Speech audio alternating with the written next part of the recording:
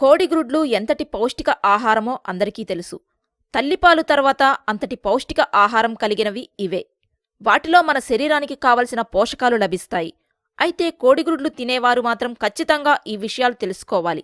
అవేమిటంటే, కోడిగ్రుడ్డు పచ్చని సొనని బట్టి అది పెట్టిన కోడి ఎలాంటి ఆహారం తిన్నదో ఇట్టే చెప్పవచ్చు. అది ఎలా అంటే, గ్రుడ్డు లోపల పచ్చని సొన బాగా డార్క్ కలర్లో ఉంటే ఆ గుడ్డు పెట్టిన కోడి ఆకుపచ్చ ఆహారం తిన్నట్టు లెక్క. అలా కాకుండా పచ్చని సొన సాధారణ పసుపు రంగులో లైట్ కలరులో ఉంటే అప్పుడు ఆ గుడ్డు పెట్టిన కోడి మొక్కజొన్నలు తిన్నట్లు. మనమందరం కోడిగ్రుడ్లను చాలా రోజులపాటు ఫ్రిడ్జ్లో ఉంచుతాం. ఎందుకు అని ఎప్పుడైనా ఆలోచించారా? మనం వాడే ఫ్రిడ్జ్లలో కోడిగ్రుడ్లకు ప్రత్యేక స్థానం కూడా ఉంది. కానీ గ్రుడ్లను అందులో ఉంచడానికి ఆలోచించాలి. ఎందుకంటే ఫ్రిడ్జ్లో నిల్వ చేసిన గుడ్లను తినడం వలన అనారోగ్యానికి గురవుతామని అధ్యయనాలు చెప్తున్నాయి. ఎందుకు ఉంచకూడదు కారణాలు తెలిస్తే ఆశ్చర్యానికి గురవుతారు. వీటిని ముందుగా ఫ్రిడ్జ్లో ఎందుకు ఉంచుతున్నామో కారణాల గురించి తెలుసుకుందాం. గుడ్లను ఫ్రిడ్జ్లో ఉంచడం మంచిదే అని చెప్పవచ్చు.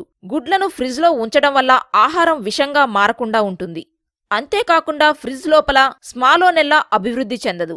మీకు బేకింగ్ చేసిన వంటకాలు అంటే ఇష్టమా? అయితే ఫ్రిడ్జ్లో ఉంచిన గుడ్డు యొక్క తెల్లసొన కన్నా గది ఉష్ణోగ్రత ఉన్న తెల్లసొన రుచికరంగా ఉంటుంది. గది ఉష్ణోగ్రతలో ఉంచే గుడ్ల కంటే ఫ్రిడ్జ్లో ఉంచిన గుడ్లు త్వరగా కుళ్ళిపోతాయి. ఫ్రిడ్జ్లో ఉంచిన గుడ్లను బయటకు తీసిన తర్వాత పుల్లటి రుచిగా అనిపిస్తాయి. కాబట్టి గది ఉష్ణోగ్రతలో నిల్వ ఉంచినవే మంచివి. గది ఉష్ణోగ్రతలో ఉంచిన గుడ్లు ఫ్రిడ్జ్లో ఉంచిన గుడ్లను గమనిస్తే ఫ్రిడ్జ్లో ఉంచిన గుడ్లు ఘనీభవనానికి గురై గుడ్డుపై బ్యాక్టీరియా అభివృద్ధి చెందే అవకాశముంది.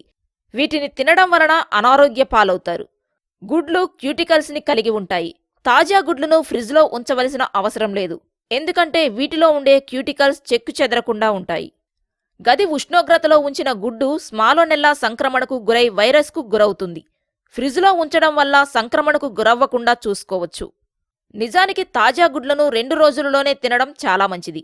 మొత్తానికి గుడ్లను ఫ్రిడ్జ్లో ఉంచడం కొంతవరకు లాభమే, అయినా కొంతవరకు మంచిది కాదనే చెప్పాలి.